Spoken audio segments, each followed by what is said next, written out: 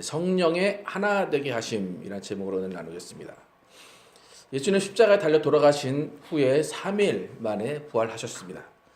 부활하셔서 제자들에게 성령을 받으라 말씀을 하시고 성령을 받기 위해서 기다리라 라고 말씀하셨습니다.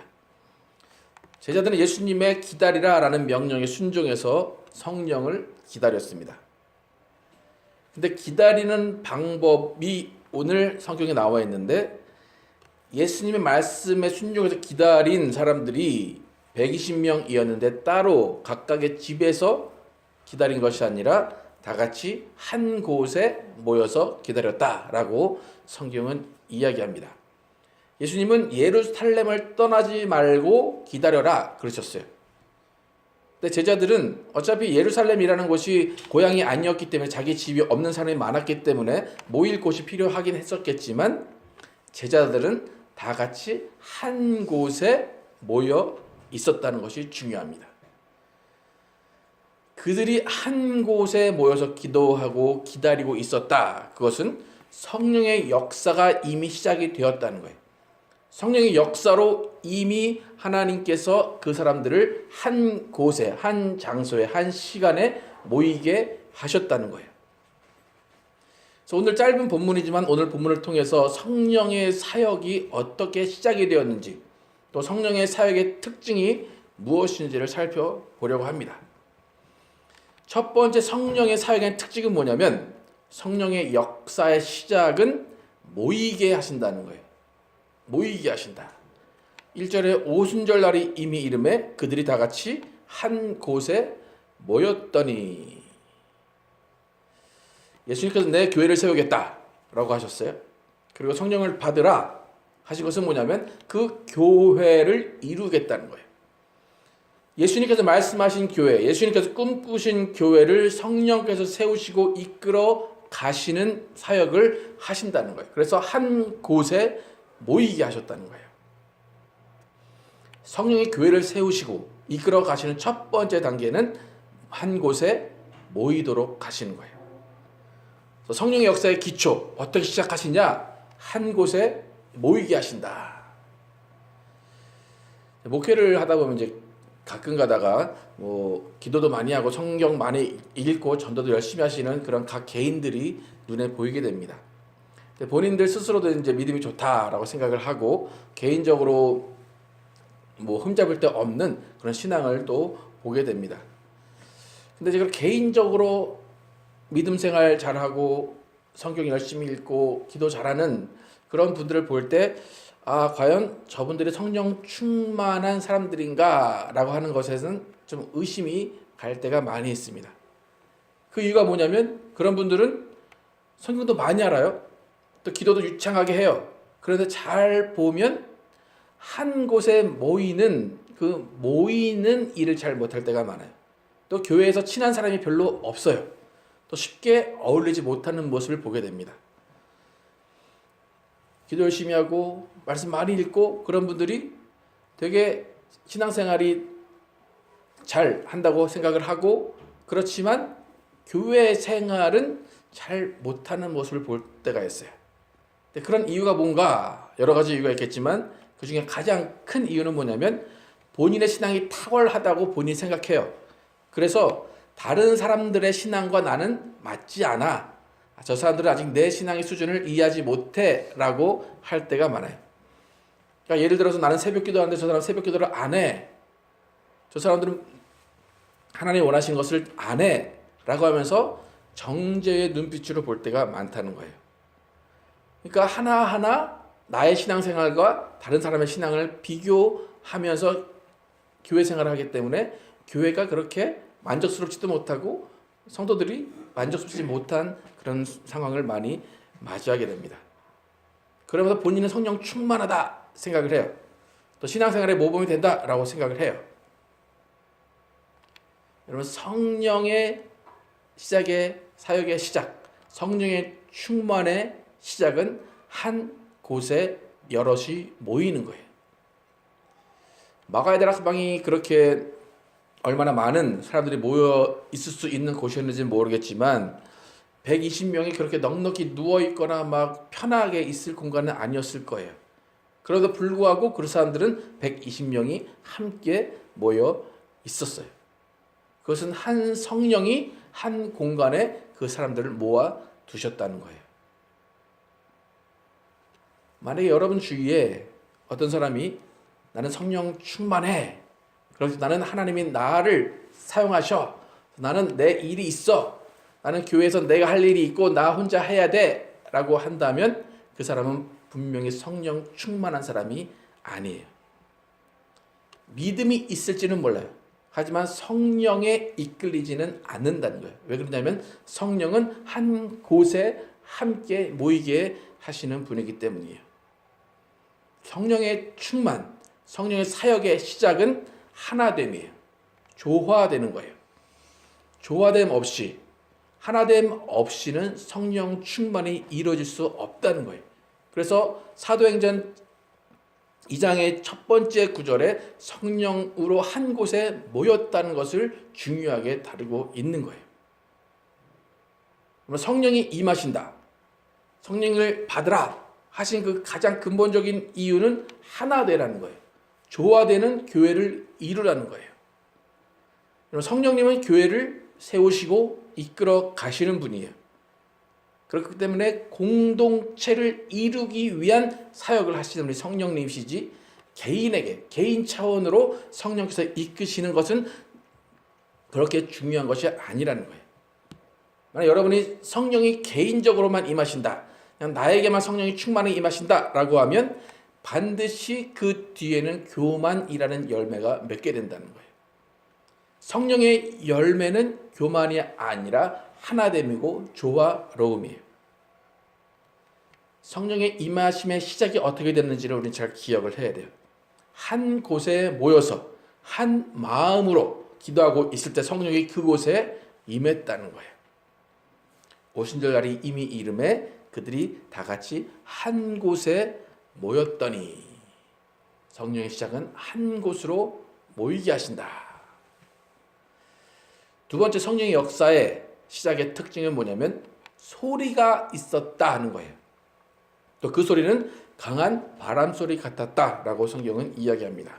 2절 함께 한번 읽겠습니다. 시작. 호련히 하늘로부터 급하고 강한 바람 같은 소리가 있어 그들이 앉은 온 집에 가득하며. 급하고 강한 바람 같은 뭐가 있대요? 소리가 있어요. 소리. 여러분 혹시 바닷가에 가서 바람 소리 혹시 들어보신 적 있습니까? 바닷가에서 바람 소리. 또 우리가 바람 소리를 제일 잘 듣는 때는 차를 타고 차 안에 앉아서 갈 때 바람 소리를 잘 듣게 됩니다. 바람 소리를 듣는다. 그것은 뭐냐면 바람이 직접적으로 나에게 딱 불어 닥칠 때, 내 얼굴에 바람이 부딪힐 때는 바람 소리를 들을 여유가 없어요. 내 살에 느껴지기 때문에 이게 바람이구나 느끼는 것이지 바람 소리가 이렇다라고 우리는 들을 여유가 없다는 거예요. 근데 바람 소리를 듣게 될 때는 뭐냐면 비바람이 불어칠 때 사방이 가로막힌 그 공간 안에 있을 때 바람 소리를 들을 수 있어요. 그러니까 바람을 내가 맞지는 않아요. 바람이 눈에 보이지 않아요. 또 나뭇잎이 흔들리는 것을 볼 수 없을 때라도 바람 소리는 듣게 된다는 거예요. 제자들이 지금 모여 있어요. 그리고 하늘로부터 급하고 강한 바람 같은 소리가 있었다는 거예요. 소리가. 성령 충만의 시작. 한 곳에 모였다. 그리고 한 곳에 모인 사람들이 소리를 들었다는 거예요. 소리를 들었다는 것이 또 중요해요. 바람을 맞았다가 아니에요. 바람을 느꼈다가 아니라 바람 소리를 들었다는 거예요. 근데 그 소리는 하늘로부터 왔다고 표현을 해요. 또 그 소리가 방 안에 가득했다라고 표현을 해요. 하늘로부터 온 소리가 뭘까? 또 그 소리가 어떻게 방 안에 가득할까? 그건 분명히 영적인 어떤 해석이라고 볼 수가 있어요. 저는 이제 성악을 전공했기 때문에 소리를 이제 연구하고 소리를 다루는 사람인데, 여러분 목소리가 어떻게 나는 줄 아십니까? 목소리가 어떻게 우리가 어떤 사람이 딱 말을 할 때 우리가 어떻게 소리를 듣게 되는 그 소리가 어떻게 만들어지는 줄 아십니까? 성대 어디 있는지 혹시 아십니까? 성대가 여기 목에 있어요. 근데 이렇게 돼 있어요. V자로 이렇게 달려 있어요. V자로 이렇게 달려 있어서 얘는 스스로 움직이지 못해요. 여러분 성대를 움직이라 하면 여러분 성대를 움직일 수 없어요. 그냥 가만히 자기 자리에 이렇게 있는 거예요. 두 근육이 V자 모양으로 이렇게 있어요. 근데 그 성대는 움직이지 못하는데 이 움직이지 못하는 성대 사이로 바람이 쑥 지나갑니다. 그러면 바람이 쑥 지나가면 그 바람이 지나가는 압력 때문에 부딪히는 거예요. 그래서 부딪히면서 소리를 내는 거예요. 그래서 이 부딪히는 소리가 목을 타고 올라와서 이 구강을 통해서 나오는데 구강의 구조에 따라 아, 에, 이, 오, 우가 바뀌면서 이 바람이 이제 우리가 알고 있는 그런 소리의 모양으로 우리가 듣게 되는 거예요. 여러분 이렇게 종이가 만약에 두 장이 이렇게 있다. 이렇게 뭐 종이가 두 장이 이렇게 있다고 하면 바람이 쑥 지나가요. 일로 훅 지나가면 이 종이가 어떻게 될 것 같아요? 벌어질까요? 붙을까요? 보통 우리가 생각하기에는 바람이 후 지나가 얘네가 훅 날아갈 것 같은 생각이 들죠? 바람이 쑥 지나가면 후 하고 붙어요. 이렇게 보시면 붙죠, 그죠? 이게 소리가 나는 원리예요. 바람이 세게 지나갈수록 이 종이는 딱 하고 붙게 돼요. 그래서 성대가 그런 거예요. 바람이 훅 지나가면 소리가 확 나는 거예요. 그래서 여러분 자고 일어났을 때 목소리와 여러분 화났을 때 목소리는 완전 틀리죠, 그죠? 화났을 때는 왜 그렇게 강하고 급한 바람 같은 소리가 날까요? 공기가 세게 확 지나가기 때문이에요. 공기가 지나가야 소리가 나는 거예요. 지금 마가의 다락방에 모인 사람들이 소리를 들었다 그래요. 그럼 제가 설명해 드린 거에 근거하면 소리를 들었다 그 얘기는 바람이 지나갔다는 얘기예요. 바람이 지나갔기 때문에 소리가 난 거예요. 그런데 그 바람은 인간이 내는 이런 성대에서 내는 그런 소리가 아니라 영의 소리라는 거예요. 그래서 하늘로부터 온 소리다. 그렇게 누가가 표현을 합니다. 여러분 마가의 다락방 사방이 막혔을 거예요. 근데 막혀서 있는데 바람이 들어올 리가 없죠. 근데 바람이 불어야지만 소리가 나는데 분명한 소리가 들렸고 소리가 온 방 안에 가득했다 그래요. 그럼 그건 도대체 무슨 바람일까요? 무슨 바람이 불었길래 소리가 들렸을까요? 성령의 바람이 불었다는 거예요. 바람이라는 말이 히브리어로 루아흐라고 그래요. 루아흐. 루아흐는 일반적인 바람을 지칭하기도 하고 영, 또 생기를 말하는 숨을 이야기합니다. 그러니까 120명의 사람들이 함께 들은 그 소리는 뭐냐면 하나님의 영의 소리예요. 하나님의 바람의 소리예요. 하나님의 숨결의 소리라는 거예요. 하나님의 바람이 싹 지나가고 하나님의 숨이 싹 지나가고 하나님의 영이 싹 지나가면서 소리를 만들어 냈다는 거예요. 그래서 그 소리가 온 방 안에 가득했어요. 그 소리는 우리 귀로 들었을 수도 있겠지만 그 소리는 영적인 소리라는 거예요. 하늘로부터 왔기 때문에. 하늘로부터 급하고 강한 바람 같은 소리가 났다고 표현을 했기 때문에. 그렇다면 그 영적인 소리는 아까 전에 성대가 이렇게 있고 바람이 지나가면 성대가 붙었다고 그랬잖아요. 붙어서 소리를 낸다고 그랬잖아요. 그러면 과연 그 방 안에 가득했던 소리는 무엇이 붙어서 난 소리일까라는 거예요. 성령이 싹 지나갔어요. 각 사람들의 영혼 가운데 지나갔겠죠? 그러면 소리가 날려가면 바람이 지나가서 소리가 날려가면 영혼이 붙어야 된다는 얘기예요. 성령이 싹 지나가시는 그 자리에 서로 떨어져 있던 영혼들이 붙었다는 거예요. 붙어서 함께 소리를 냈다는 거예요. 영혼들이 하나가 되어서 소리를 낸 거예요. 성령의 바람이 싹 지나가시면 성도들의 영혼, 성도들의 마음이 함께 붙어서 소리를 내는 거예요. 그게 바로 하나님이 원하시는 찬양의 소리예요. 근데 그 소리가 방 안에 가득했다. 이 소리야말로 정말 진정한 찬양의 소리예요. 절대로 뭐 찌지직 찌지직 그런 소리가 아니라 정말로 아름다운 영혼이 하나 되는 하모니의 소리라는 거예요. 그렇기 때문에 이 누가가 표현할 수 없는 그 소리를 표현해야 되기 때문에 하늘로부터 온 강하고 바람 같은 소리다라고 표현을 한 거예요. 저도 이 소리를 한번 들어봤으면 좋겠어요. 우리의 영혼 가운데 싹 성령이 지나가실 때 나는 소리가 어떤 소리인지. 그 소리는 정말 한번 들으면 잊을 수 없을 것 같은 소리 같은데 분명히 그 소리를 들었다는 거예요. 방 안에 가득했기 때문에 모든 사람이 성령이 지나가셔서 영혼들이 하나 되는 그 하나 돼서 나오는 소리를 들었다는 거예요. 성령이 하나 되시게 하는 소리, 그 소리가 마가의 다락방에 울렸습니다. 성령이 지나가셔서 한 영혼들 각 영혼들이 하나가 되어서 소리를 내었다. 그것은 뭐냐면 한 성령으로 하나가 되었다는 거예요. 바울은 우리 이제 기독교의 어떤 창시자라고 할 수도 있고 어떤 교회의 창시자라고 할 수도 있고 성령과 어떤 그런 성령의 역사에 대한 전문가라고 할 수 있어요. 그래서 바울이 교회에 대해서 이야기하면서 교회에서 성령이 어떻게 역사하시는가를 쭉 이야기한 것이 많은데 그 중에 고린도전서 12장 한번 읽어보겠습니다. 4절에서 12절 함께 읽겠습니다. 시작. 은사는 여러 가지나 성령은 같고 직분은 여러 가지나 주는 같으며 또 사역은 여러 가지나 모든 것은 모든 사람과 이루시는 하나님은 같으니 각 사람에게 성령을 나타내심은 유익하게 하려 하심이라.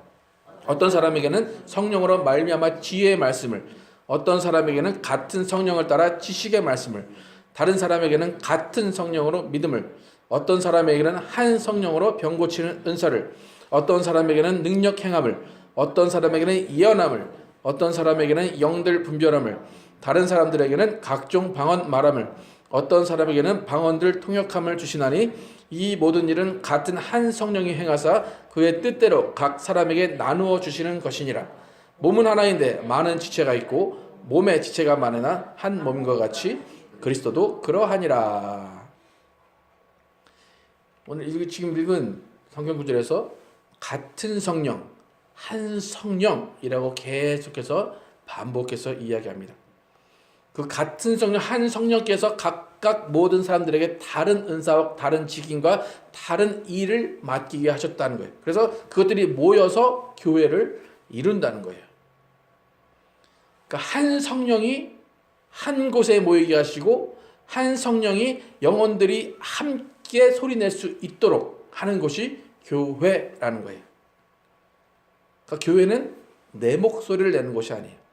교회는 성령이 내게 하시는 함께 소리내는 그 소리를 내는 곳이에요. 성령이 함께 계시고 그 한 성령이 함께 하시는 그 소리들이 교회에서 나야 됩니다.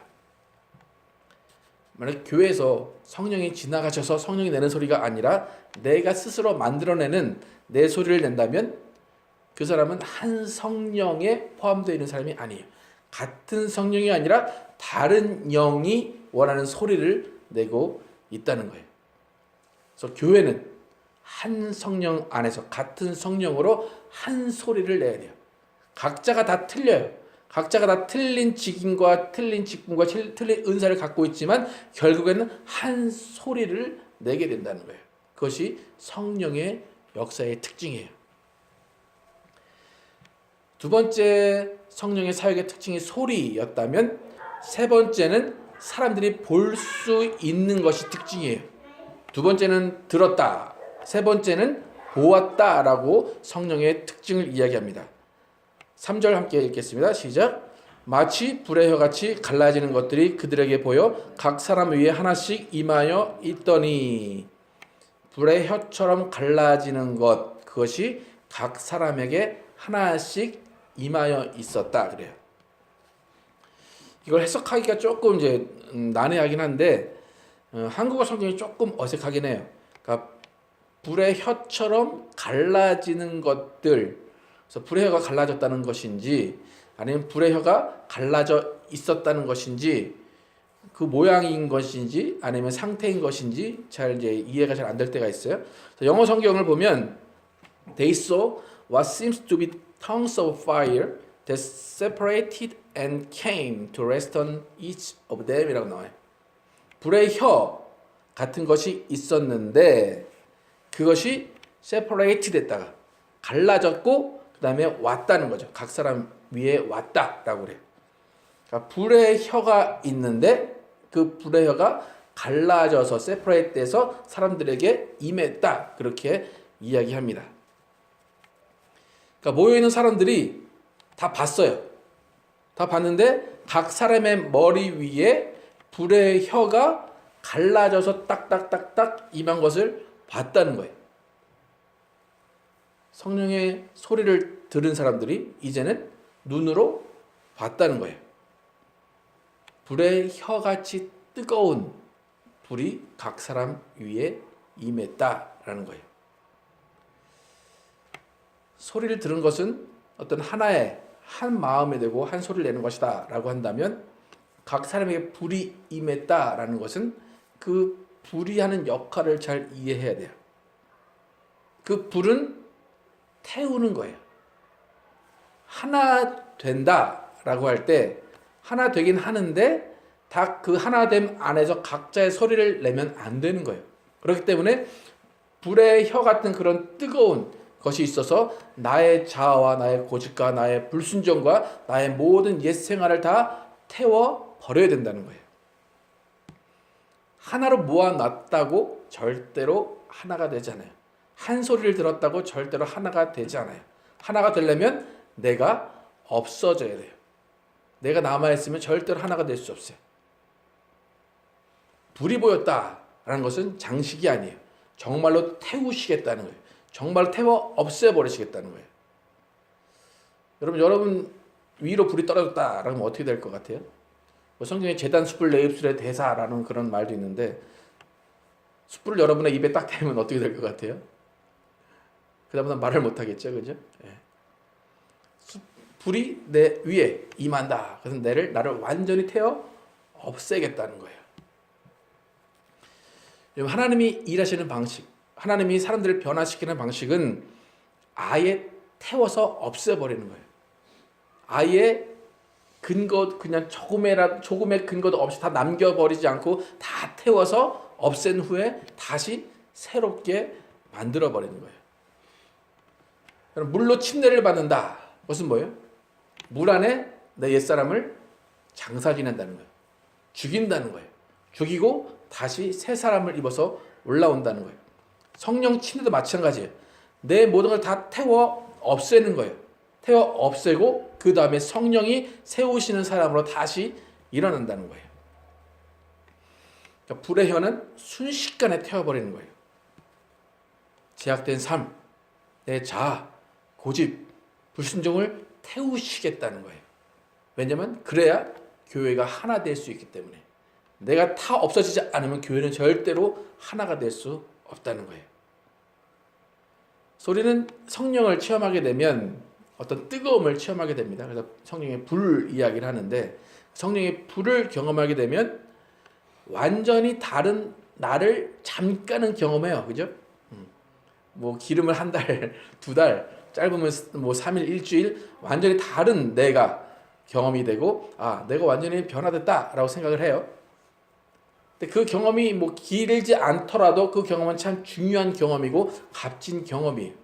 우리가 할 일은 그 경험을 계속 늘리는 것이 우리 할 일이지만 적어도 그 뜨거움을 경험했다는 것, 내가 이렇게 변할 수 있다라는 것을 경험했다는 것도 참 중요한 거예요. 하나님이 이스라엘에 이끌어 가시는데 하나님이 이끌어 가시는 방법 중에 가장 강력하고 가장 큰 방법은 뭐냐면 성전을 싹 불태워 버리시는 거예요. 하나님의 이름을 성전에 뒀다 그래요. 그런데 이스라엘이 말을 잘 안 들으면 어떻게 하시냐면 성전을 싹 불태워서 없애버리세요.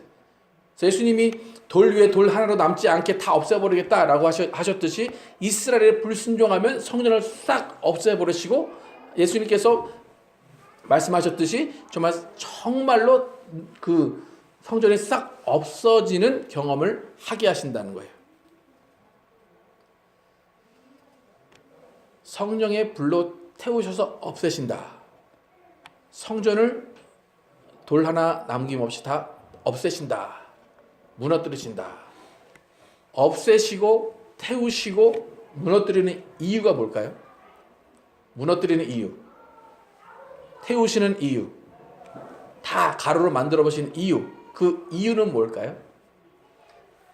무너진 것을 보고 싶으실까요? 다 없어진 그 죄를 보고 싶으신 걸까요?